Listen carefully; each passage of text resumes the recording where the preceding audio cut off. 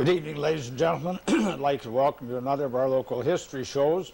And tonight I have as my guest Mr. Marshall Field, who's the superintendent of parks for St. Thomas, and who is so well known to most people in St. Thomas. I'm not going to go back and investigate his history.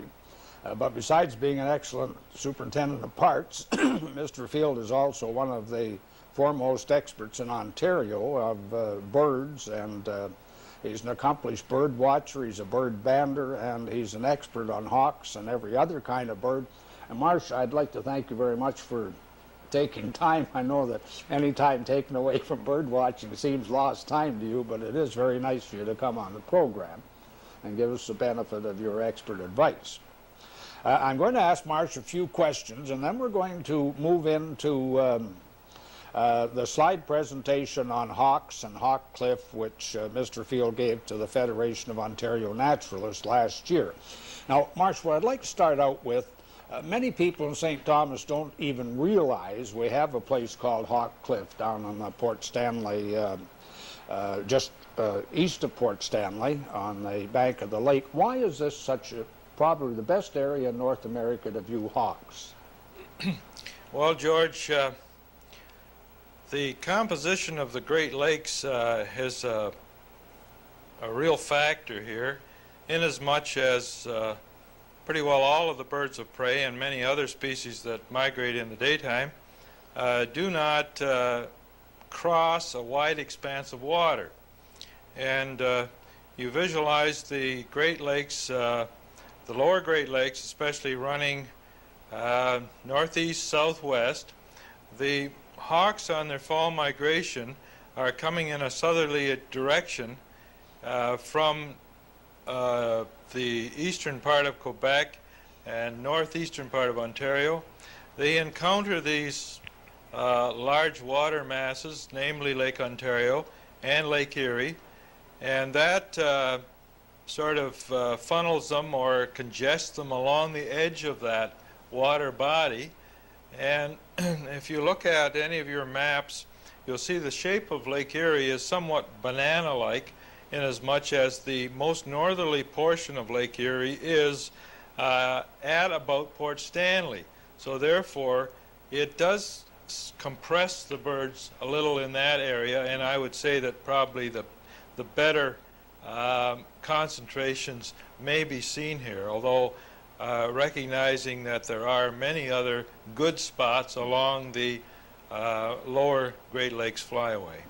Well, in effect, what happens is, let's say you and I are a couple of hawks, and you know, we're 500 miles north of Lake Erie or north of Lake Ontario, and we decide it's time to migrate, and we fly down to the lake, and then we just coast along the lake shore until the lake narrows at Detroit and Peely. That's right, Amherstburg, mostly in that area. A few of them do hop across the lake at Peely and the islands in that neck of the lake. But a lot of them do go across the Detroit River at about Amherstburg. Now, the other thing I wanted to ask you is that these hawks are, I don't know whether they're lazy or not, but they make use of thermal currents, so they don't have to fly, they just float. Could you explain that? Well, that's a broad statement, and we have different varieties of hawks, and to make that sort of statement to cover all species would be somewhat erroneous, but the one that we are concerned about is the Buteo type of hawk, which is the broadwing, and they go by in the largest number, and they're the ones that are so designed, I guess, body weight with wingspan, so on, to take advantage of these thermals, and therefore they do probably wait for the proper weather conditions more than any other type of hawk. They're, you might say, comparable to the glider. The gliders don't operate on days when the thermals aren't the best, and broadwings are somewhat like that. They sense when the good uplifts are available, and those are the days that they migrate. Well, I know that if you're a hawk watcher in St. Thomas in the first couple weeks of September, you look for certain weather conditions. Now, what are they? Well, generally speaking, weather conditions do play an important part in the migration. And what we look for is low pressure, unsettled weather, somewhat like we're getting at the moment. And that, hopefully those conditions exist for 2, 3, or 4 days, and then suddenly you get that break, and you see the high pressure system that has been hovering over the prairie provinces work its way down over Lake Superior and into our area. Consequently, the wind generally shifts to the northwest or to a northerly sector, and that also helps to push the birds down along the lakeshore. It also provides the conditions with sunshine and gradual warming of the Earth's surface to provide these updrafts and cooler temperature, and that's what we look for. Yeah. Generally, the first day after that, low pressure moves out to the southeast, high pressure replaces it with northwest winds. That first day, after 3 or 4 days of turbulent weather with low pressure system, is the day that we look for big flight if it's in the date range that we're anticipating. Yeah, I'm glad you corrected me earlier about that. I gave the impression that all hawks glide down like the sharp-shins and sparrowhawks don't do that. But not quite the same. No. And the other thing about these broadwings, as you call them, is that they fly, they float very high. Now, if you're lucky, I myself have only seen it once. You'll see you look up there and you'll see a whole string of hawks, thousands and thousands of them just gliding along. Right. Now, how many times people who want to go down to Hawk Cliff expect to go in to see that every time they go? Now, I've seen it once. How many times have you seen it? Well, probably not more than a half a dozen, George. That's in 40 years of bird watching. That's in since the early 50s. It's that I've seen it. I was lucky to see it actually the first time that I went. Were you? And then I caught the fever, of course. Yeah. And it's kind of lured me back after that. But it's as I say, to get the ideal conditions occurring, as I described, it doesn't really happen every year, whereby you'll get less ideal situations and a few thousand will trickle through. But to get that day when you could see 25,000, it doesn't happen every year. And sometimes it's clouded over and they just float over above the clouds. Well, that could happen too. And sometimes they have been known to go up out of binocular range. Yeah. So, and with a blue sky with no background, it's next to impossible to pick them out. That's why you kind of like a day with a few cumulus clouds up there, because you can see their shadows. They're etched against the clouds. It's helped to see them, isn't it? Well, it's a good background to their silhouette. Certainly shows up better against that cloud background than it does against a clear blue background. Yeah. Well, listen, I think what we'll do, Mark, I'll just ask one other question. You're also a licensed bander, and you do banding every fall of hawks. That's right. Now, what about return? You put a little band on their leg. Have you had much in the way of returns? Well, returns are quite low, probably 1% or less in cases, but that in a way is a good sign, because at the turn of the century there were certain areas where many hawks were being slaughtered by hunters on lookouts that could easily kill 100 or more hawks in a day as they flew by. Now, as far as we know, this isn't occurring today. Oh. So that cuts down on the numbers of recoveries of our birds that do occur. So even though our returns or recoveries are reasonably low, that indicates to us that the hawks are being given a better chance today than they were. Well, you know, the hawk was considered an enemy of the farmer for so many years, and now Ontario, I believe, is one of the first places to pass laws protecting hawks. Is that right? Well, yes, they have.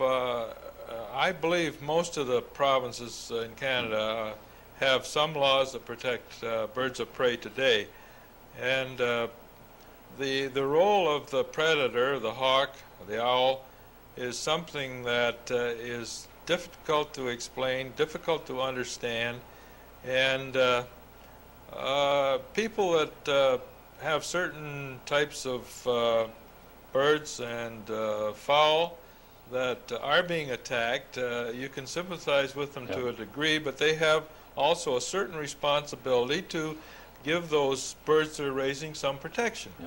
And there's a thin line here of whether it's right or wrong to remove certain birds in troubled areas, and I think if it's done discreetly and not take the attitude that because one of your birds were killed, you go out and shoot all the hawks and owls you see. I think if it's handled with wisdom and in cooperation with the local Department of Natural Resources, that you won't go too far astray.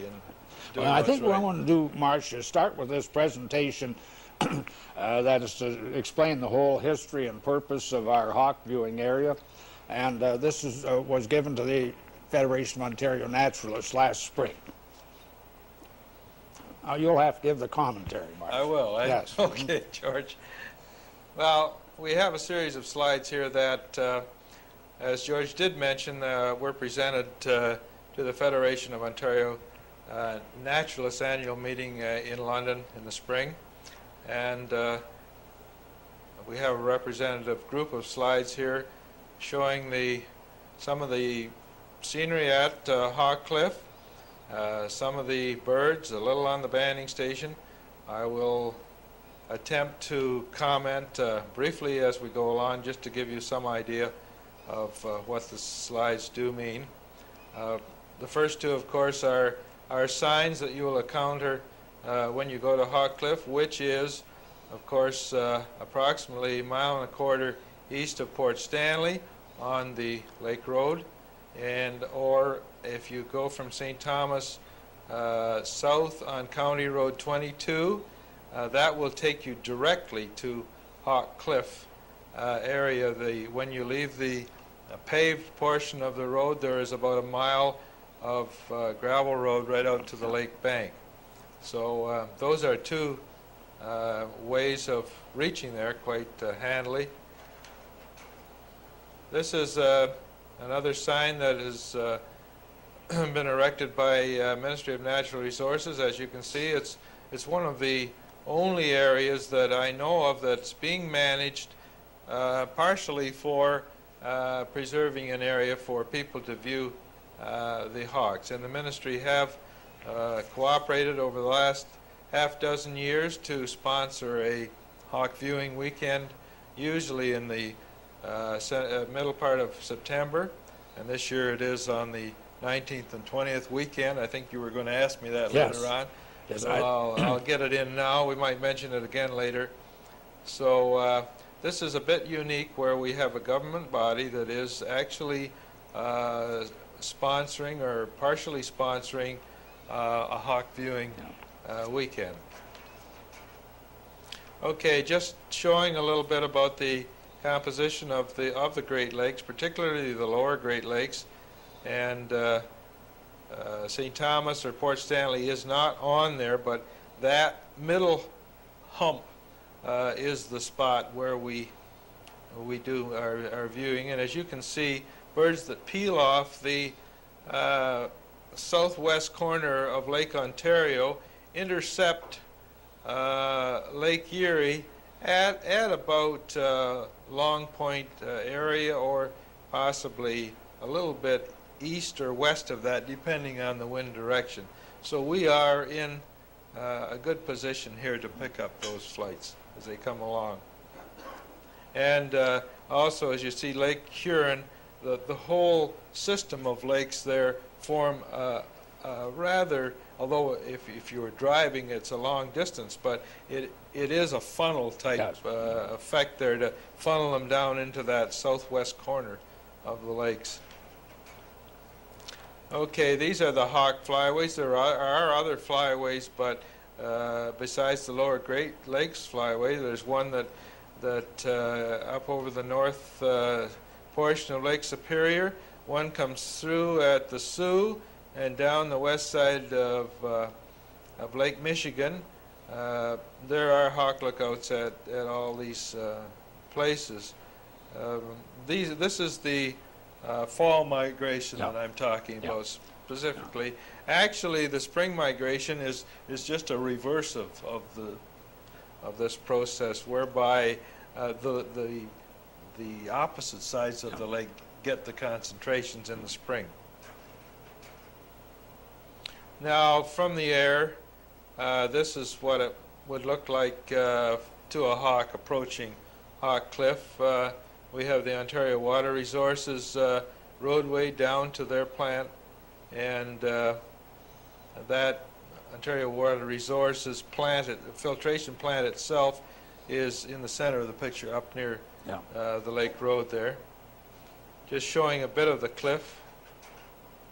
This is the Hawk Cliff Road itself, and over the number of years that we've been down there, you can see some 30 or 40 feet of land that has disappeared into the lake. So there's changes going on there all the time. But generally speaking, it's just a lovely, quiet spot to go and see what's there. It isn't always hawks. It can be flowers. It can be insects. It can be various things.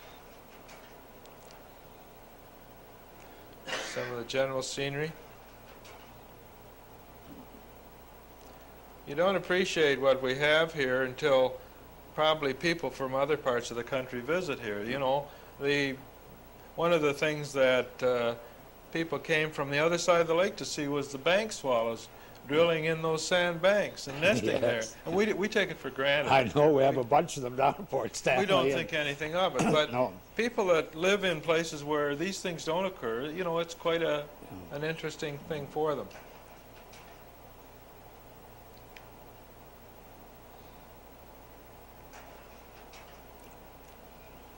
On the weekends that are sponsored as Hawk Viewing Weekend, jointly by the St. Thomas Field Naturalist Club, the London Mackerel Club, and the Ministry of Natural Resources, there are a lot of people, curious types, some of them, others serious, others that are seeing hawks for the first time, terrifically interested, want to take pictures, and the raptor banding station has cooperated and are still cooperating to the point where they'll bring some species of hawks over and band them and release them, and people can see this all happening, and they can view them up very close, which they seem to get a...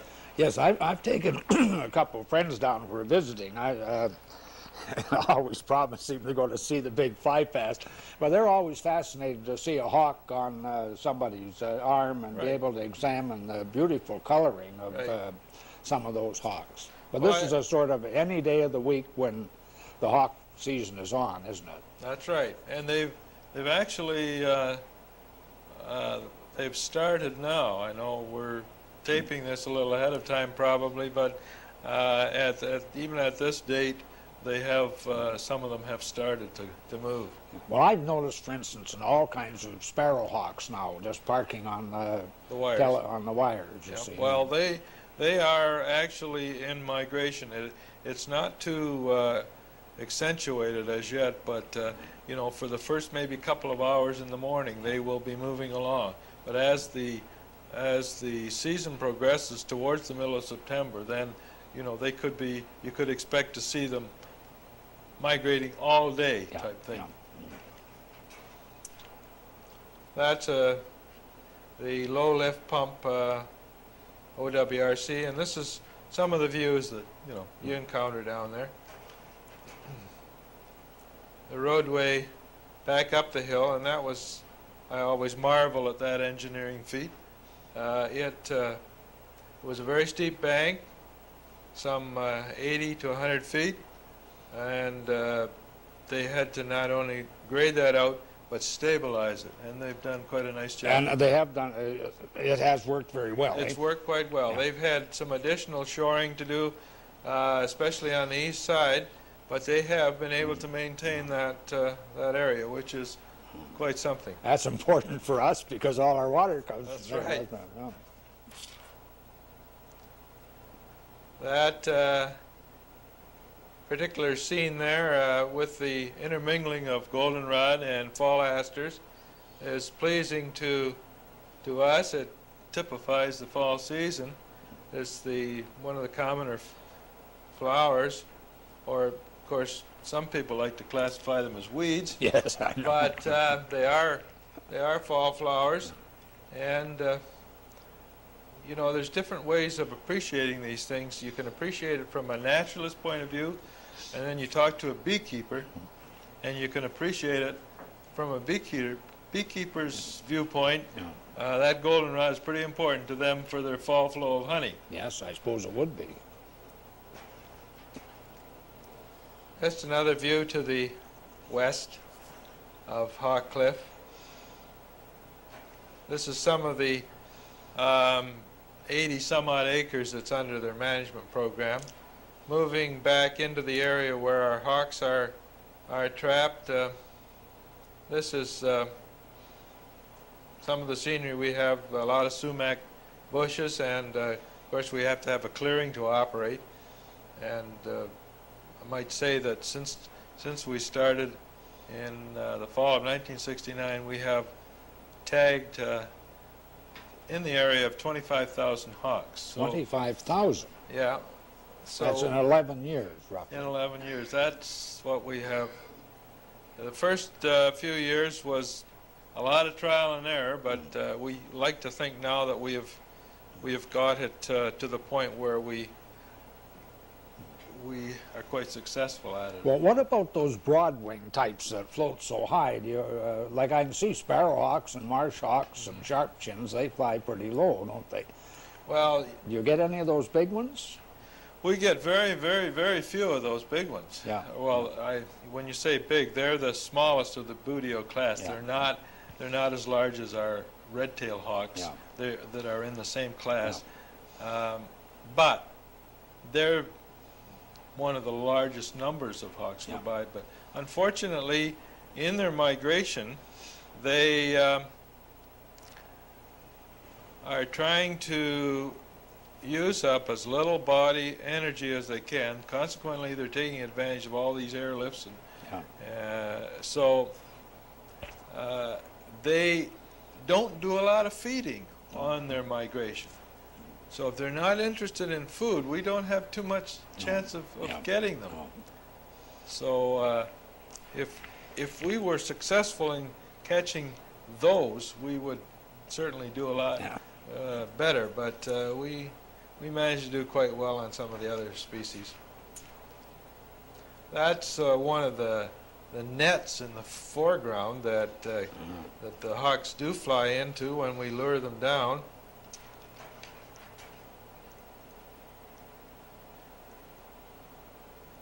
The landscape does change, as I say, due to erosion. I think the right-hand tree in that picture no longer exists because it's in the lake bank. But I'm sorry, this is the picture I'm referring to. That solitary tree on the right there doesn't exist anymore. It went in. That's the same picture in December. And we do actually still do some banding in September. Some of the later hawks come along at that time. Just a general view of, this is another one of our stations. There's a banding station in the center of that picture, that dark object. We try to keep them somewhat camouflaged.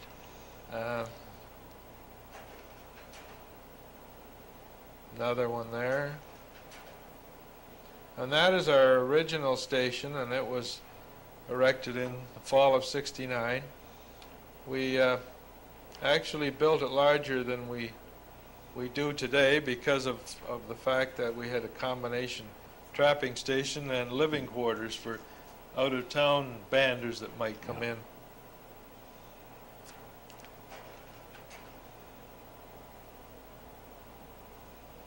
That station, we've had quite a few jokes about it because we've moved it about 4 times. So we tell the operator of the station that he won't pay his rent, so he has to keep moving. But they move around to try and assume the best position that they can get for it. And it's surprising how 50 feet one way or another does make a difference. And there we're in the process of moving.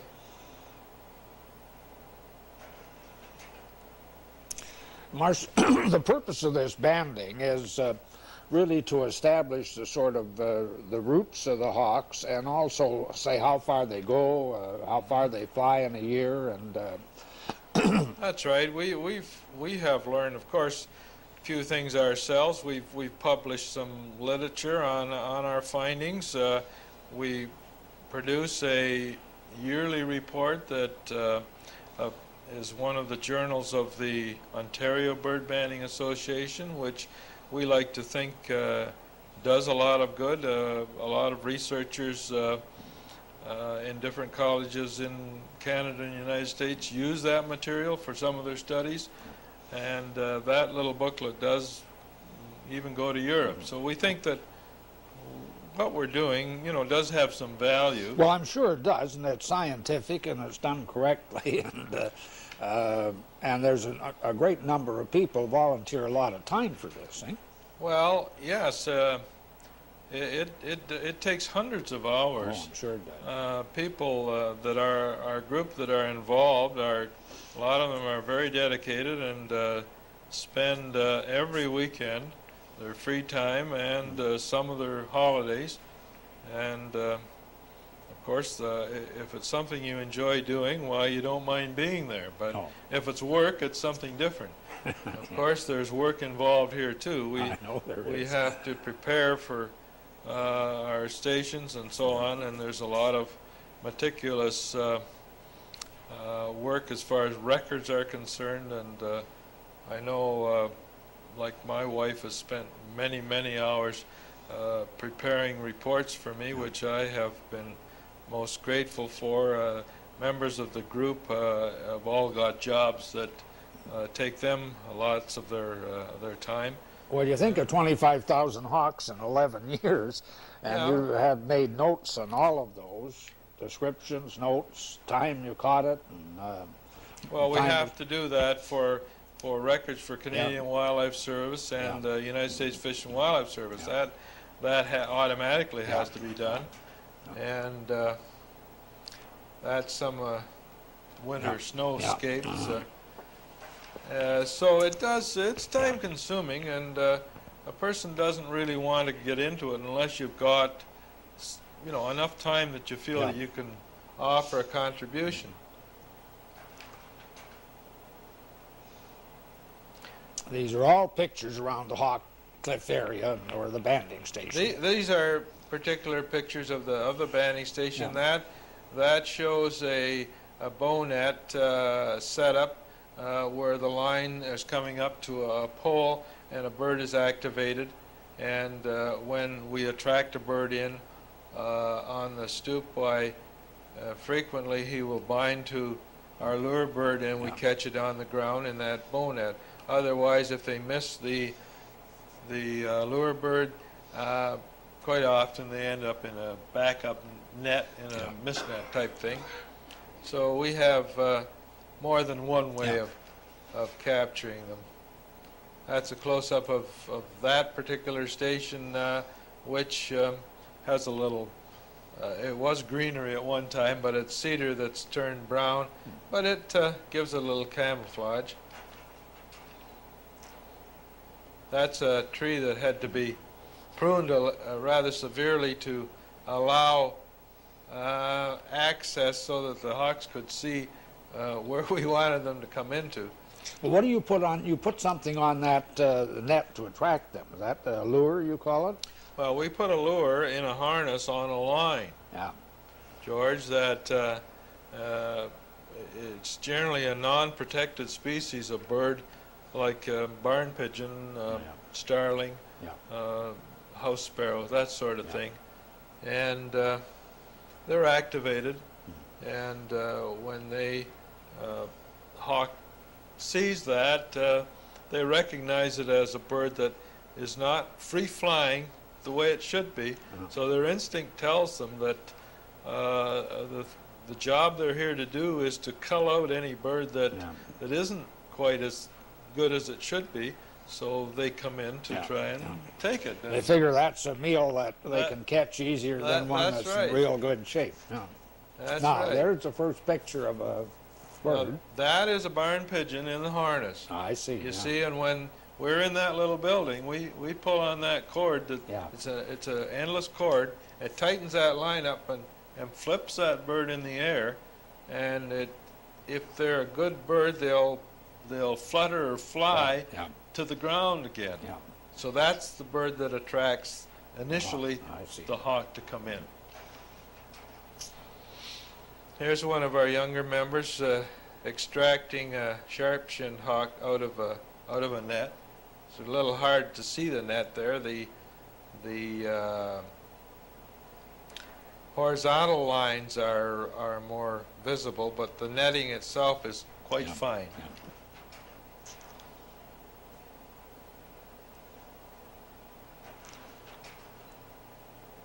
Now this is going to the bow net method of catching, and this is a rough-legged hawk, and this, by the looks of the snow on the ground, is December, and these hawks are probably the latest to migrate because of the fact that they nest in the tundra, and in other words, they're nesting away up and beyond the tree line. Beyond the tree line. I never knew that. Yes, I learn something every day. Now that is, I think, a red-tailed hawk, but that's not significant here. I think this picture is to demonstrate that once you catch the hawk in that bow net, the next thing is to get it out of there without getting those talons in your fingers. So one of the methods is to, with one hand, attract his attention, which this chap is doing, and with the other hand slide it under the net and grab it by the tarsus before he grabs you. So that's, as I say, the catching part is quite a feat, and also it's a somewhat larger feat getting them out of that net without getting hurt sometimes. Well, I imagine if you got a claw with those talons, you'd have a real wound. Well, I've lost more than one fingernail to a jab in the, But it's part of the business, I guess.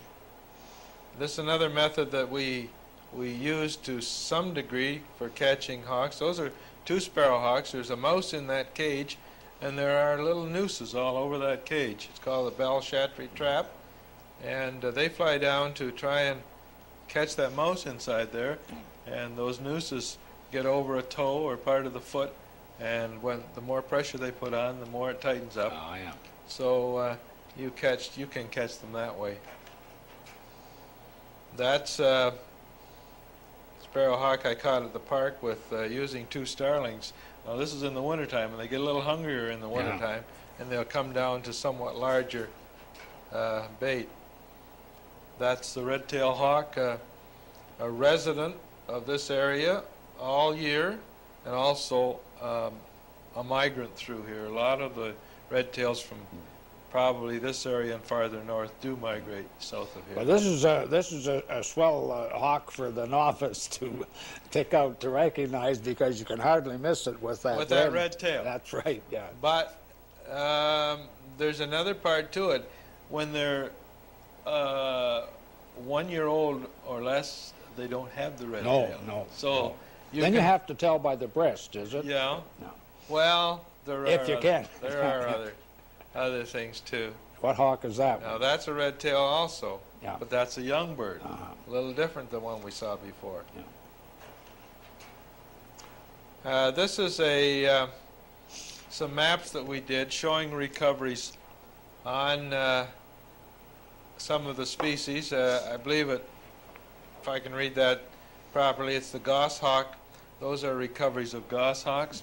Goshawk is a hawk that doesn't come through in large numbers, doesn't go very far south. They're a northern hawk. Consequently, we don't get recoveries, of course, too far down into the United States. Sharp-shinned hawk, our commonest caught hawk. You can see the distribution of those. There's one recovery from Guatemala that isn't on that map. But basically, they go down to the Gulf states, Florida, and a bit into Mexico. Cooper's hawk is almost the same pattern, but because we catch them in much smaller numbers, there isn't as many recovery dots, of course. The red-tailed hawk, the one that I mentioned, does winter here. They get down almost to the coast, but we haven't picked up anything in Florida from the red-tailed hawk as far as recoveries go. Marsh hawk is another more difficult one to catch, and therefore we don't ban that many. If we get 40 or 50 in a season, that is Well, tell me now, the marsh hawk's so difficult. It's one of the low flyers. You see it just that's true. quartering over a field. And, That's true, but its method of hunting is quite different. They hunt and catch by surprise. If they're flying in over an area and something flushes out right in front of them, they a very quick movement and they'll catch it.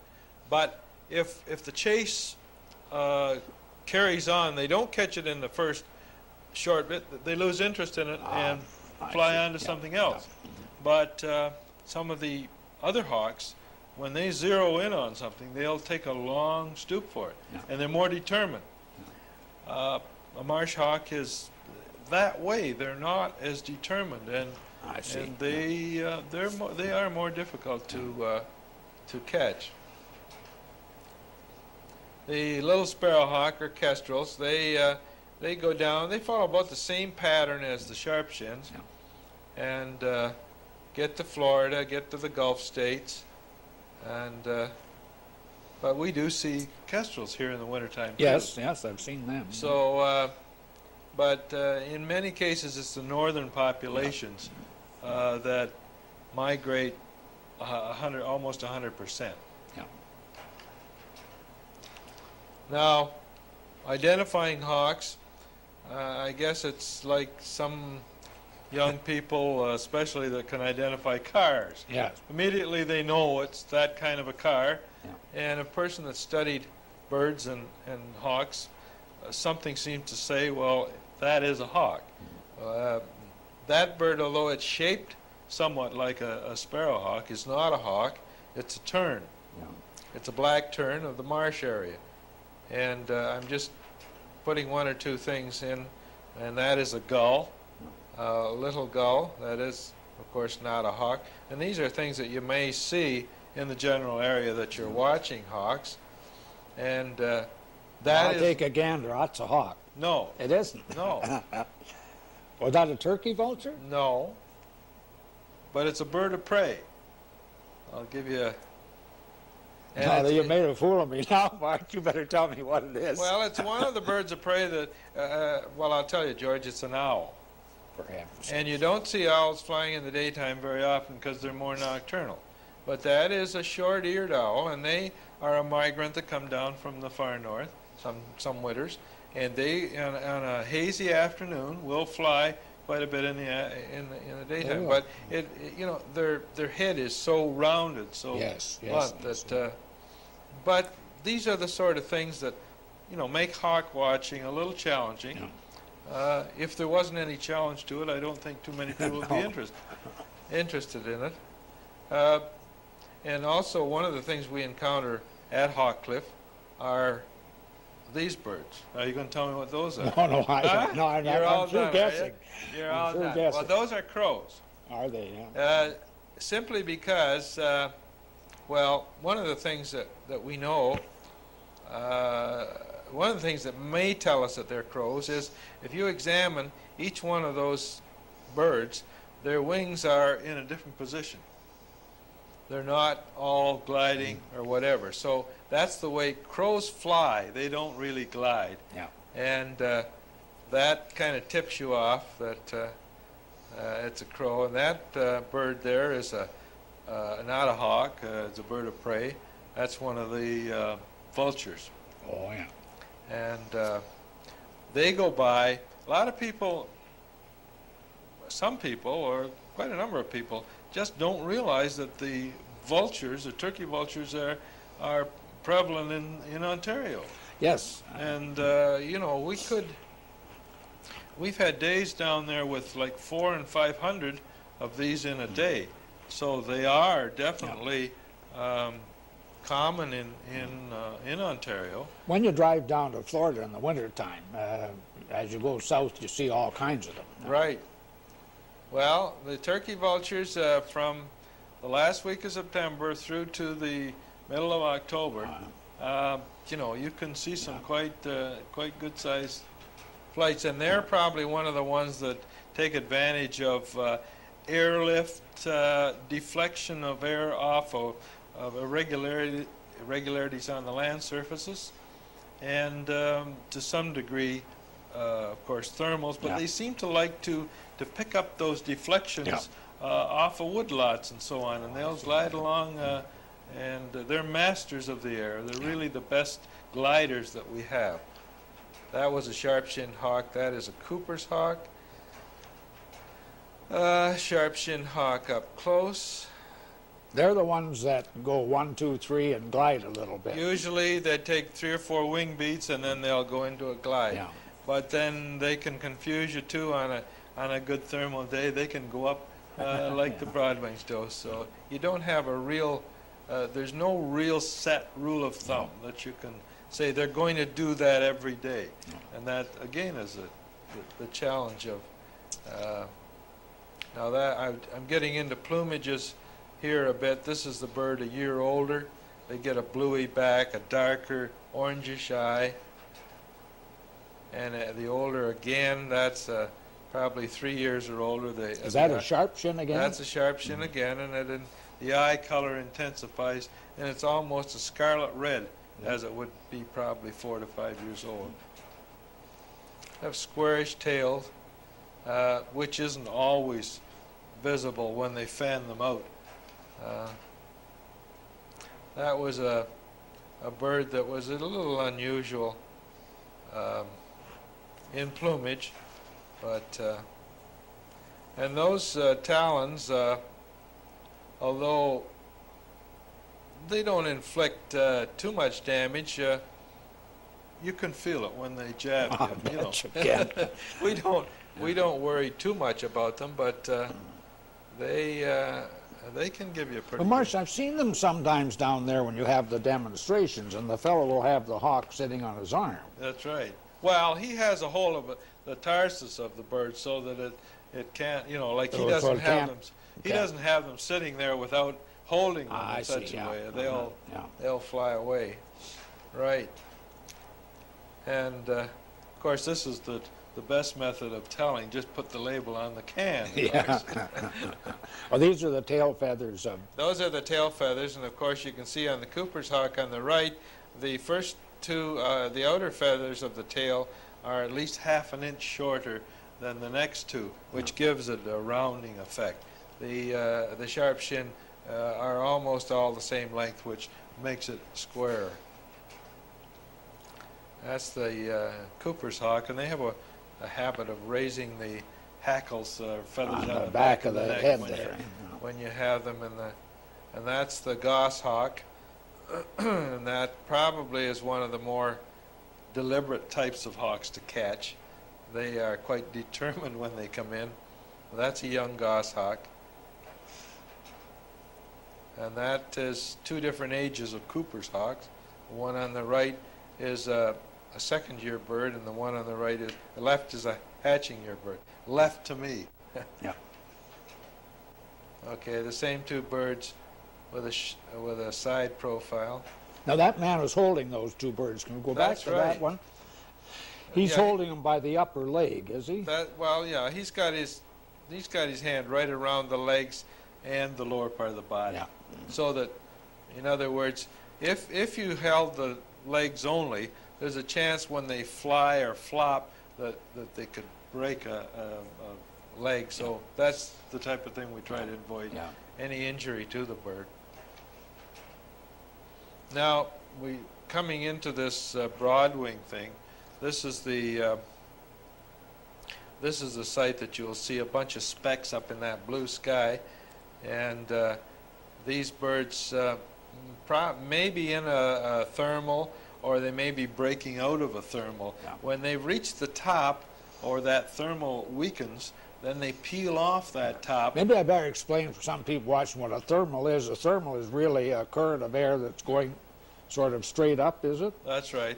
And the hawks go up with that, and then they glide, and like a glider, they're losing a little height. They're looking for another thing to carry them up. That's right. They take a series of, and to fully explain a thermal is Yeah, it's a little pretty simple, I would time-consuming, say. but it's very simply the air masses over land warm up at different degrees. Yeah. Over a plowed field, it would be different than over a stony area where the heat is reflected. So if an area has a quarter of a degree difference in temperature than the surrounding area, that constitutes a thermal. That air is lighter and rises, and the other air fills in behind. So that is basically what a thermal is. So these hawks in this picture, they've lost the thermal, and they're flying around, circling to try and find another They're updraft. probably peeling off or getting ready to peel off. Yeah. And now that's a little closer view, and to take it with a camera, you can't get the magnitude of what a full thermal is. But that is basically the hawks are just maneuvering around within that airlift, and if you watch one particular bird, you can see that it's rising up and gaining altitude. And that's the broadwing hawk on the ground. Not a great deal of way to tell what it is unless you pay attention to the minute details of the bird. But when they're up in the air, you know by the way they fly pretty well what they are. That's a close-up of a young broadwing. And that's a Swainson's hawk. It's the only one we've ever caught. It's a western hawk. So that's what makes this whole business kind of interesting, that once in a while, one of these rare birds do come along, and you get an opportunity to photograph them and so on. That's our red-tailed hawk.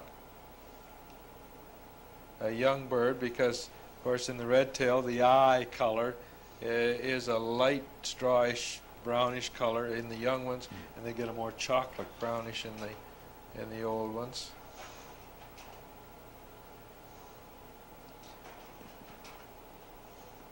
That's an old bird.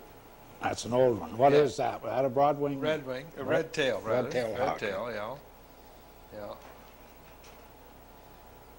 They have a lot of varying chest patterns too. We generally look for that big white chest pattern. Now, what was that one you just had before? These are all red-tailed hawks. These are all red-tailed hawks. Yeah. And then the one before that was the broadwing. Yeah. Okay. Red tail. Now you get some quite different color variations. Once in a while you'll get one of these birds that are really mixed up in their colors, and they call them pied ball effect, but they're basically a red tail where the color pigment in the feather has gone astray, and you get this sort of thing. I think we've caught one of these and seen one other. They're quite an unusual bird. And then on the other end of the scale, you get them almost black. This still a red tail? Still a red tail. Yeah. Yeah.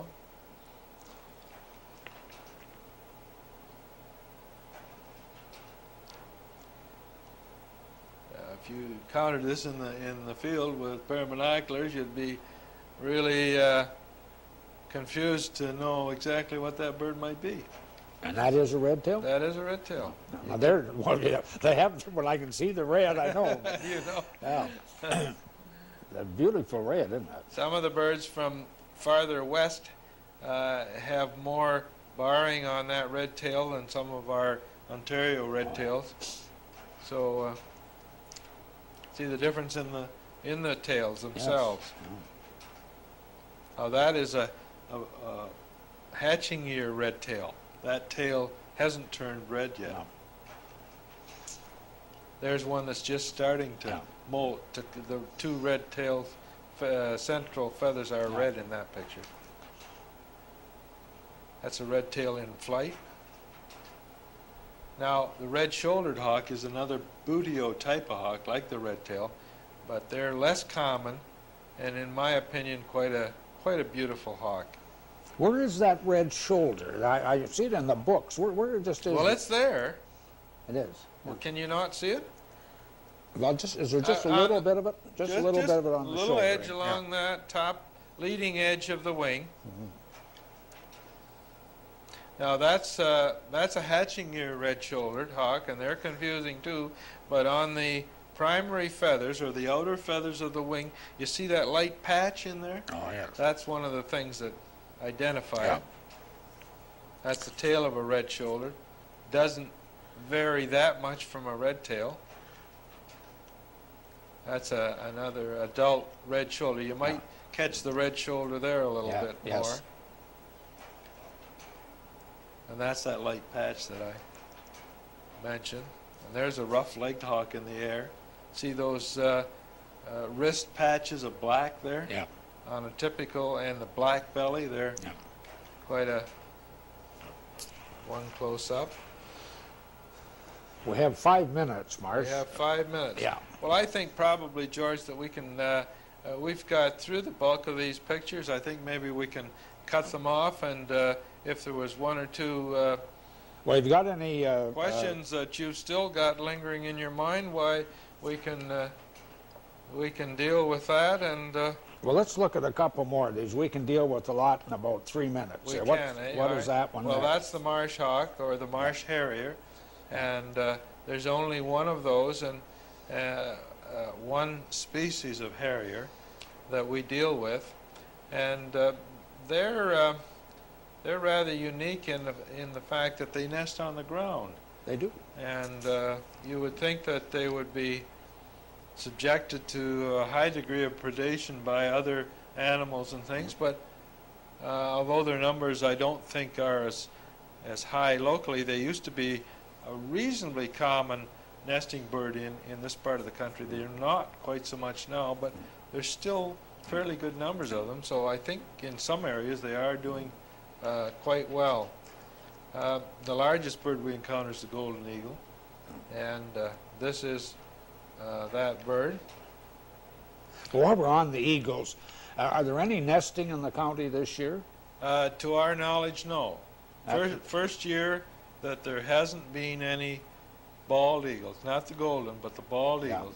There were 3 nests remaining, but no birds were actively nesting this year, so it looks like without some artificial help, they're going to disappear from this part of Ontario.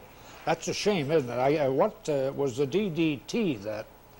Well, you can't. One of the things I guess you can't pinpoint that entirely, although I guess they have analyzed a number of eggs and found that they're very high in residue of spray materials, PCBs, and so on. Yeah.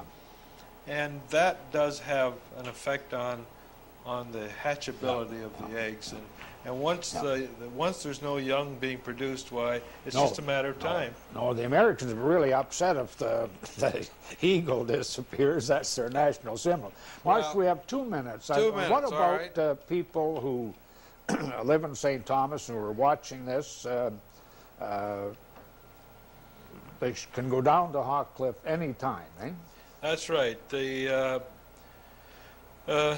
It's free. There's no admission. The Natural Resources have put a gate on the road up at the county road, and that gate all summer long is closed at 8 o'clock at night, I believe. I see. But at 8 o'clock at night, there's no hawks flying anyway. So during the day, it's open. I would advise them, if they know somebody that has a little bit of bird watching experience, they should go with somebody that knows.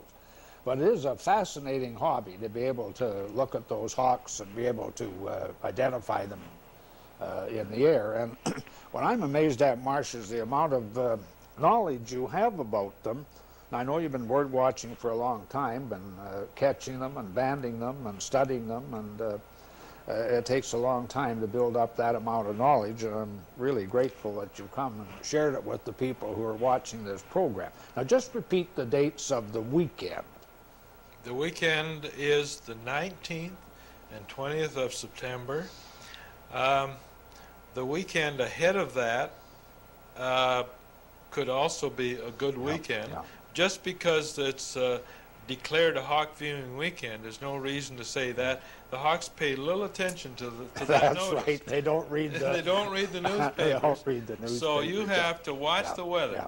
Okay. And go down when the weather's Well, right. Marsh, we've run out of time. I'm sorry about this. I'd like to thank you very much for coming here and showing these slides and explaining about the hawks. I'd like to thank everybody who watched. Good evening.